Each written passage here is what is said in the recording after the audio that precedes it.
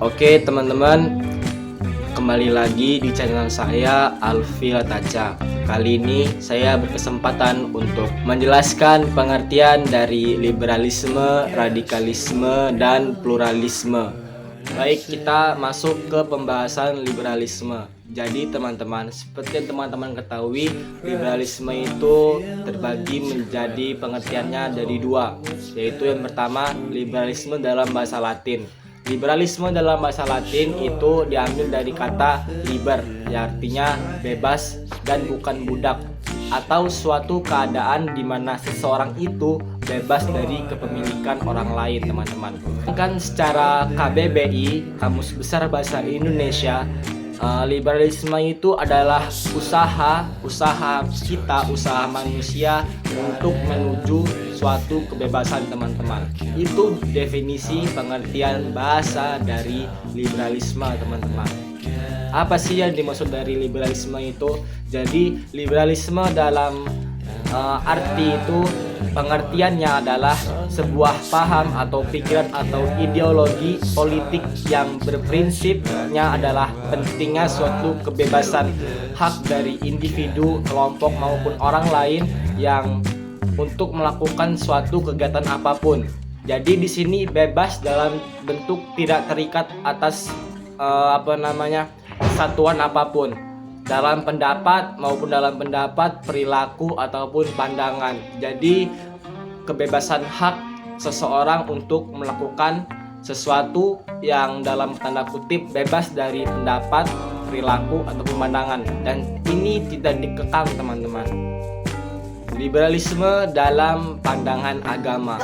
Liberalisme dalam pandangan agama berarti meyakini kalau suatu hak atau suatu makhluk individu itu dia bebas untuk menganut agamanya, bebas untuk masuk ke dalam agama Islam ataupun Kristen. Bahkan liberalisme juga bebas terhadap kalau dia tidak mempercayai Tuhan ataupun ateis. Sedangkan liberalisme dalam perspektif Islam itu adalah dapat diartikan kebebasan yang terdapat dalam agama Islam, di mana tidak adanya batasan-batasan yang mengikat dan mengatur kebebasan tersebut, teman-teman. Jadi liberalisme menurut perspektif Islam juga diartikan sebagai kebebasan terhadap nas-nas agama Islam, contohnya Al-Quran dan hadis, dengan menggunakan akal pikiran yang bebas serta hanya menerima doktrin-doktrin agama Islam tersebut harus sesuai dengan akal pikiran manusia. Artian dari radikalisme itu adalah sikap atau paham yang menginginkan suatu perubahan dalam suatu tata pemerintahan, teman-teman. Perubahan di sini mencakup sosial, budaya, politik, atau agama. Singkatnya, radikalisme ini juga bisa disebut sebagai kudeta kalau di sistem pemerintahan, teman-teman. Intinya radikalisme ini menekankan kepada suatu perubahan yang drastis dan sering menggunakan cara-cara yang kasar atau ekstrim disertai dengan kekerasan untuk mencapai tujuan tersebut, teman-teman. Radikalisme dalam segi bahasa terdapat atau terbagi menjadi dua bagian, teman-teman. Yang pertama menurut KBBI dan kedua menurut Latin. Radikalisme menurut KBBI itu adalah diartikan sebagai paham atau aliran yang menginginkan perubahan dengan cara yang khusus disertai dengan kekerasan biasanya, dan itu pun secara drastis, teman-teman. Sedangkan menurut Latin, radikalisme dalam bahasa Latin itu berasal dari kata radik yang berarti akar. Ia merupakan paham yang menghendaki adanya perubahan dan perombakan besar untuk mencapai suatu kemajuan, teman-teman. Dampak radikalisme pada Islam. Radikalisme cenderung muncul ketika seseorang atau kelompok memahami ajaran agamanya dengan cara yang kaku dan menolak pandangan orang lain. Radikalisme agama dapat menyebabkan intoleransi terhadap perbedaan keyakinan, bahkan mendorong tindakan kekerasan atau pemaksaan nilai-nilai terhadap orang lain yang berbeda cara pandangnya terhadap mereka, yang di sini terkena radikalisme. Oke, teman-teman, untuk mengetahui paham radikal, ada karakteristik paham radikal, teman-teman.